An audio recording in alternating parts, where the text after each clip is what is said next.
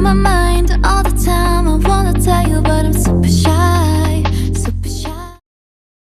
Dalam sebuah pepatah, Bill Battle mengatakan, sebuah organisasi yang sukses adalah kumpulan dari banyak tangan dan satu pikiran. Halo everyone, pada video kali ini berkaitan dengan pembelajaran manajemen organisasi dengan pembahasan materi mengenai bentuk-bentuk organisasi. Bentuk-bentuk organisasi di sini dibagi menjadi 6, yaitu organisasi garis atau lini, organisasi lini dan staf, organisasi fungsional, organisasi lini dan fungsional, organisasi matrik, dan yang terakhir, organisasi komite. Bentuk yang pertama yaitu organisasi garis atau lini adalah suatu bentuk organisasi di mana pelimpahan wewenang langsung secara vertikal dan sepenuhnya dari kepemimpinan terhadap bawahannya. Contohnya seperti pada gambar berikut. Pada bentuk organisasi ini, setiap pemimpin unit memegang wewenang dan tanggung jawab penuh terhadap bidang kerja unitnya, sehingga bentuk struktur organisasinya lebih sederhana. Kelebihan organisasi lini yaitu yang pertama, atasan dan bawahan dihubungkan dengan satu garis komando. Yang kedua, rasa solidaritas dan spontanitas seluruh anggota organisasi sangat besar. Yang ketiga, disiplin dan loyalitas tinggi. Adapun kekurangan organisasi lini yaitu yang pertama, adanya kecenderungan gaya kepemimpinan otokratis. Yang kedua, pengembangan kreativitas karyawan terhambat. Yang ketiga, karyawan tergantung pada satu orang dalam organisasi. Bentuk yang kedua yaitu organisasi lini dan staf adalah kombinasi dari organisasi lini dan fungsional. Pelimpahan wewenang dalam organisasi ini berlangsung secara vertikal dari seorang atasan hingga pimpinan di bawahnya, serta dibantu oleh para staf-staf yang ada. Contohnya seperti pada gambar berikut. Dalam bentuk ini, unit-unit organisasi yang disusun menurut bentuk lurus, tetapi pada unit pimpinan ditambah tenaga staf sebagai tenaga ahli yang bertugas memberikan bantuan-bantuan kepada pimpinan organisasi. Kelebihan organisasi lini dan staf yaitu yang pertama, adanya pembagian tugas yang jelas. Yang kedua, bentuk organisasi ini fleksibel. Yang ketiga, pengembangan bakat segenap anggota organisasi terjamin. Adapun kekurangan organisasi lini dan staf yaitu yang pertama, tugas pokok orang-orang dinomorduakan.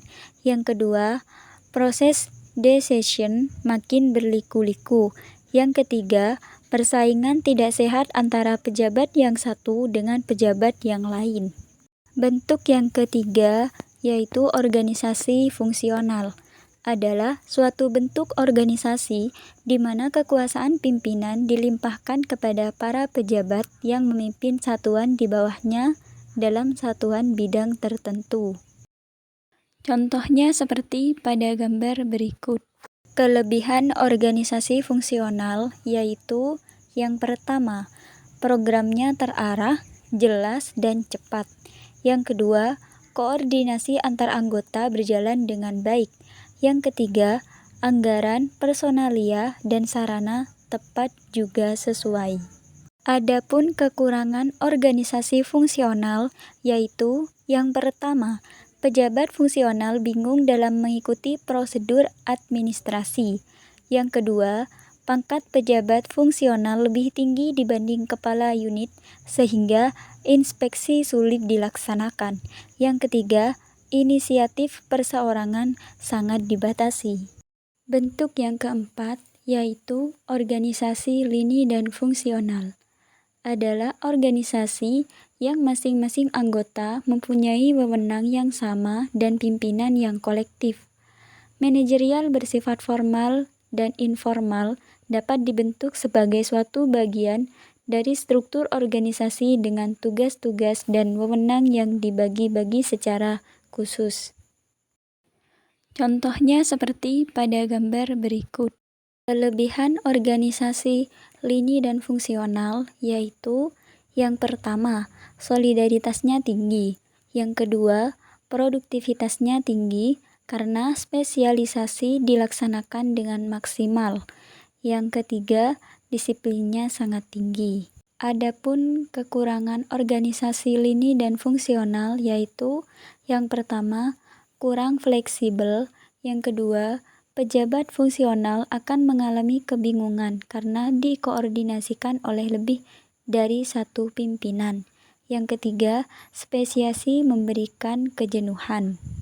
Bentuk yang kelima yaitu organisasi matrik adalah organisasi di mana penggunaan struktur organisasi menunjukkan bahwa para spesialis yang mempunyai keterampilan di masing-masing bidang dari kegiatan perusahaan dikumpulkan lagi menjadi satu untuk mengerjakan suatu proyek yang harus diselesaikan.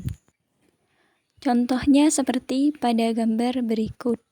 Kelebihan organisasi matrik yaitu yang pertama, fleksibilitas antar departemen menghasilkan pengetahuan bersama. Yang kedua, komunikasi terbuka menghasilkan keputusan yang lebih tepat. Yang ketiga, kolaborasi lintas meningkatkan keterlibatan dan semangat karyawan. Adapun kekurangan organisasi matrik yaitu yang pertama, kurangnya kejelasan peran dan tanggung jawab. Yang kedua, potensi konflik. Yang ketiga, pengambilan keputusan lebih lambat. Bentuk yang keenam yaitu organisasi komite adalah bentuk organisasi di mana tugas kepemimpinan dan tugas tertentu dilaksanakan secara kolektif oleh sekelompok pejabat yang merupakan komite atau dewan dengan pluralistik manajemen. Contohnya seperti pada gambar berikut. Kelebihan organisasi komite yaitu pelaksanaan pengambilan keputusan yang berlangsung dengan baik karena melalui musyawarah bersama antar pemegang saham dengan dewan. Adapun kekurangan organisasi komite yaitu terletak pada penghindaran tanggung jawab jika ada suatu masalah. Pada pembahasan selanjutnya yaitu mengenai materi controlling. Apa itu controlling?